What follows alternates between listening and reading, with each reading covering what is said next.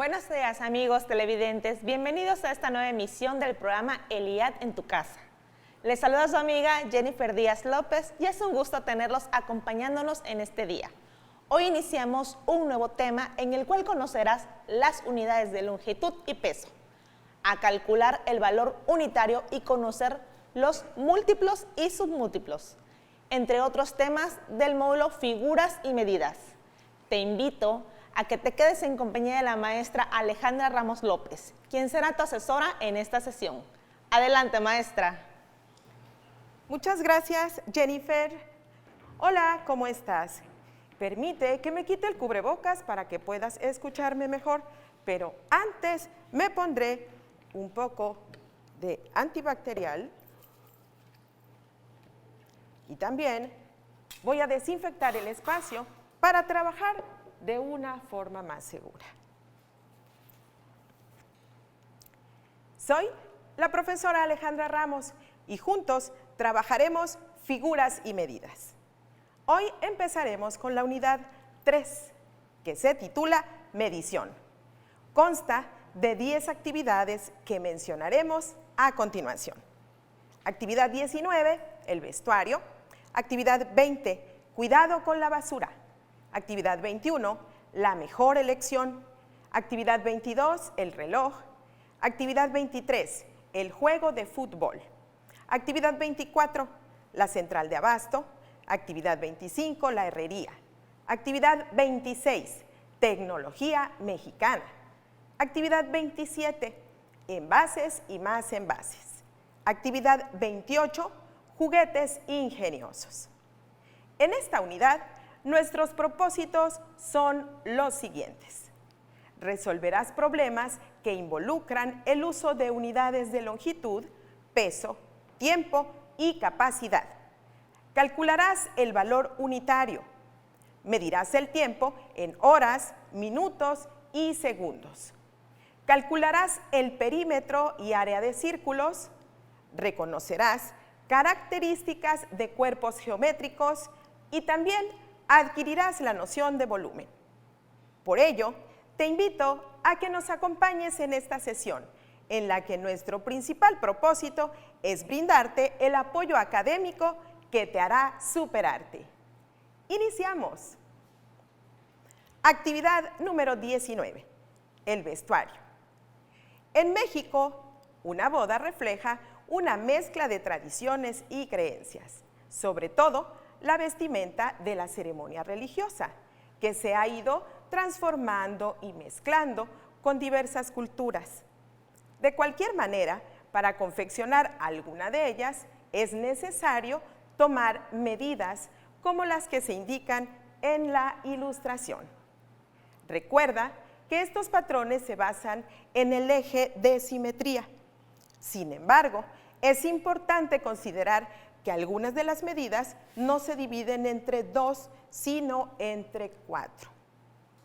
Viridiana mandó hacer un vestido, su vestido de novia. Analicemos la siguiente tabla que contiene sus medidas, en donde el contorno de pecho, cadera y cintura debe dividirse entre 4. El contorno de la muñeca entre 2 y las demás medidas, como son longitud, se conservan igual. Observa las unidades. ¿Cuál es la unidad en que están escritas las medidas de Viridiana? Centímetros, muy bien. ¿Qué medidas quedaron expresadas en décimos? O sea, una cifra después del punto. Exacto. El contorno de pecho y el contorno de muñeca. ¿Y en centésimos? Es decir, 2 cifras después del punto. Claro, el contorno de cadera y de cintura.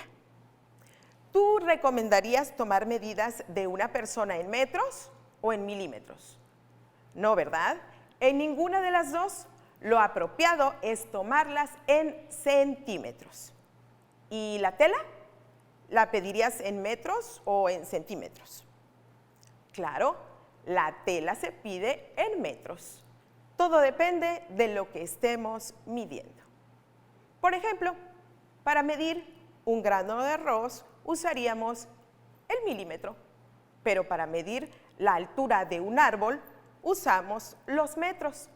Si se trata de la distancia entre la ciudad de Cuernavaca y el puerto de Acapulco, debemos usar kilómetros. Busca el pliego métrico en tus materiales del módulo.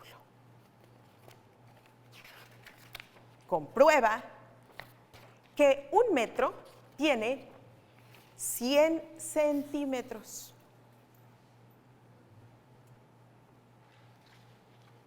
Después, busca el punto en el que al doblarlo obtengas 2 tiras con una longitud de medio metro. La fracción que representa cada una de estas partes se escribe 1 diagonal 2 y se lee medio metro. Para escribir con números decimales simplemente se realiza la división que representa dicha fracción y así obtenemos la cifra que es equivalente, es decir, 0.5 en este caso. Una fracción indica el número de partes en las que se divide un entero y cuántas de esas partes se están considerando. Así, en un medio, lo que tengo es una parte de 2 que hay. El sistema métrico decimal define al metro como la unidad de longitud a partir de la cual se establecen otras unidades más grandes llamadas múltiplos y también otras más pequeñas llamadas submúltiplos. Observa la tabla. ¿Notaste que todas las unidades tienen 10 veces de diferencia entre sí? Es por esto que para convertir una cantidad a unidad inmediata inferior se multiplica por 10 y para convertir a la inmediata superior se divide entre 10. Por ejemplo, si necesitamos convertir milímetros a centímetros, tenemos que dividir entre 10. Pero en el caso contrario, que tengamos que convertir centímetros a milímetros, lo que debemos hacer es multiplicar por 10. Otra forma de encontrar equivalencias es aplicando la regla de 3. ¿La recuerdas? Por ejemplo, vamos a convertir 558.96 metros a decámetros. Lo primero que debemos considerar es que 10 metros son un decámetro. De esta forma, establecemos la relación y al realizar las operaciones extremos por extremos entre el medio conocido, tenemos que el resultado es 55.896 decámetros. Pasemos a la actividad número 20. Cuidado con la basura. ¿Alguna vez has tenido que pesar algo menor a 1 kilogramo? ¿O algo mucho más de 1 kilo? Por ejemplo, cuando hablamos de la cantidad de basura que se genera, la unidad que se utiliza son las toneladas, ya que estamos hablando de grandes cantidades. Sin embargo, al hablar de la basura que genera cada habitante, utilizamos como unidad el kilogramo. Las unidades de peso más usuales son el gramo, el kilogramo y la tonelada. Y se utilizan de acuerdo a la cantidad de aquello que necesitamos pesar. Veamos el siguiente ejemplo. El elefante africano es el animal terrestre de mayor peso en la actualidad. Al nacer pesa 100 kilogramos.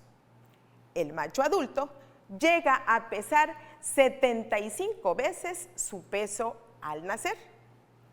¿Cuál es el peso de un elefante africano macho adulto? Si multiplicamos el peso del elefante al nacer por 75 veces, que aumenta cuando llega a adulto, obtenemos el dato que nos piden, que es de 7.500 kilogramos. Pero como 1.000 kilos equivalen a 1 tonelada, podemos dividir 7.500 entre 1.000. Así tenemos que el peso del elefante africano es de 7.5 toneladas. Hagamos otro ejemplo. La etiqueta de una botella de agua indica que contiene 5 gramos de sodio. ¿A cuántos miligramos equivale esta cantidad de sodio? Recordemos que para convertir una cantidad a la unidad inmediata inferior se multiplica por 10, de manera que multiplicamos los 5 gramos por 10 para llegar a decigramos, nuevamente por 10 para llegar a centigramos y finalmente por 10 para llegar a miligramos. O también podemos multiplicar los 5 gramos directamente por 1.000 y obtendremos que el agua contiene 5.000 miligramos de sodio en la botella. Vayamos a la actividad número 21.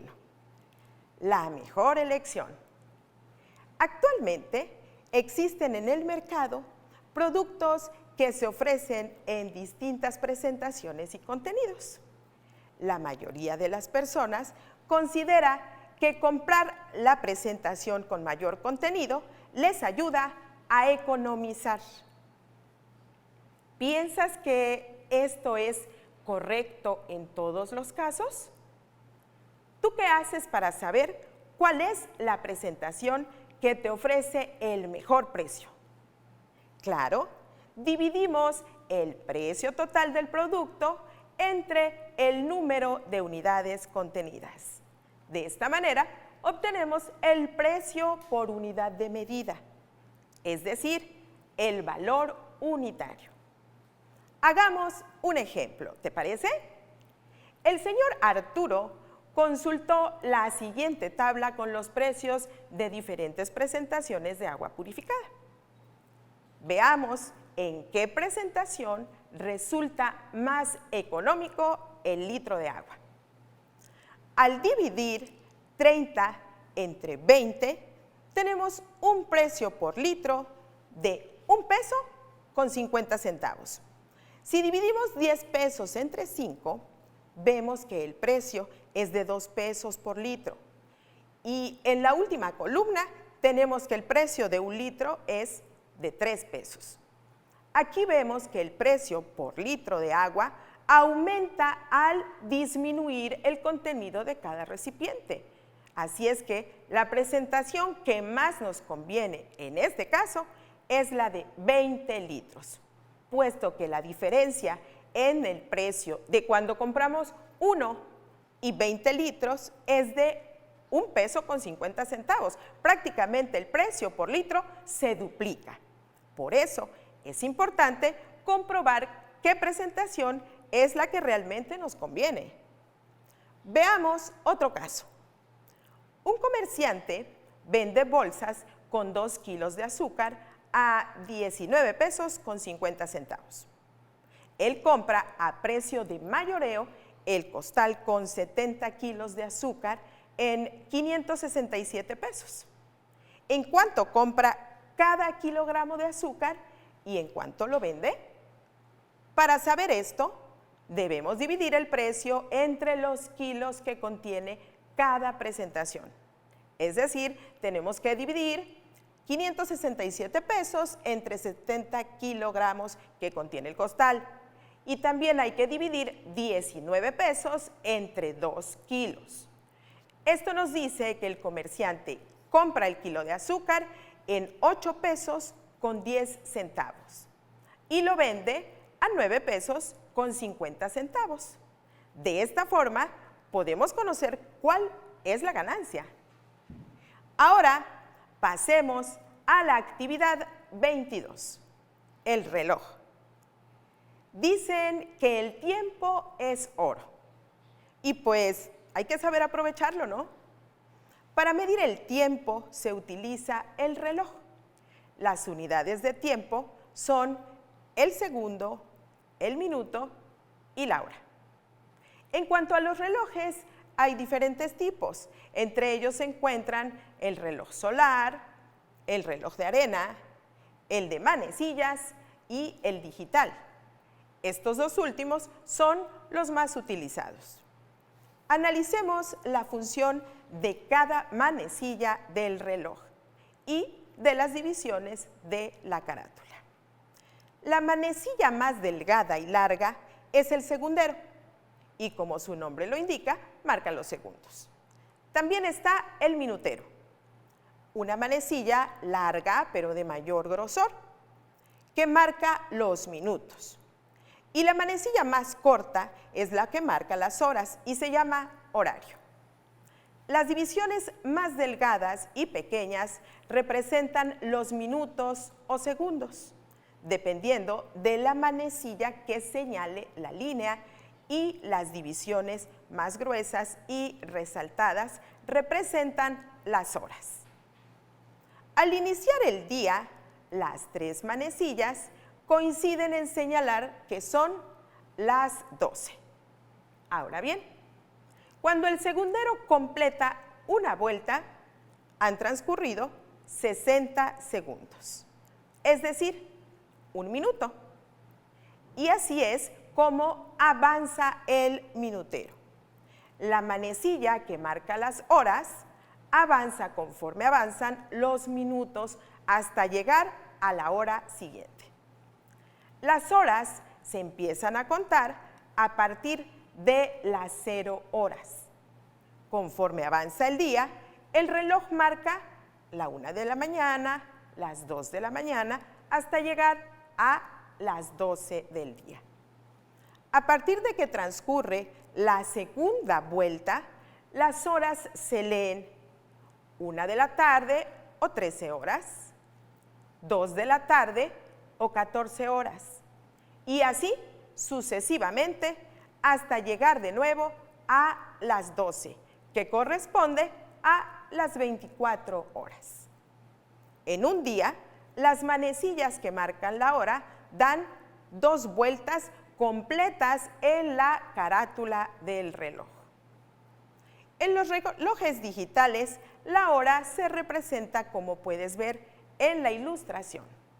El primer número es la hora, el de en medio los minutos y el último son los segundos. El punto rojo indica AM, que significa antes meridiano, y PM, pasado meridiano. Es decir, que aquí el reloj marca que son las 4 de la mañana con 45 minutos y 37 segundos. En un texto comúnmente se utilizan las abreviaturas AM o PM según corresponda a la primera o segunda mitad del día.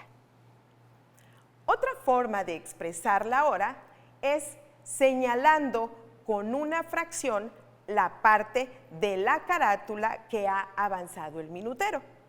Observa la imagen en pantalla. Aquí es cuando decimos que son las 12:15, las 12:30 o que falta un cuarto para la 1. Ahora busca en tu material recortable número 9 el reloj. Recórtalo y ármalo. Mueve en él las manecillas para realizar los ejercicios de la página 213 de tu libro. ¿A qué hora te levantas? La hora en que inicias tu trabajo. ¿A qué hora comes? En fin, hazlo con dedicación y con empeño. Pasemos ahora a la actividad número 23, el juego de fútbol. Los aficionados al fútbol pueden seguir los partidos de sus equipos favoritos asistiendo a los estadios o por las transmisiones de radio y televisión.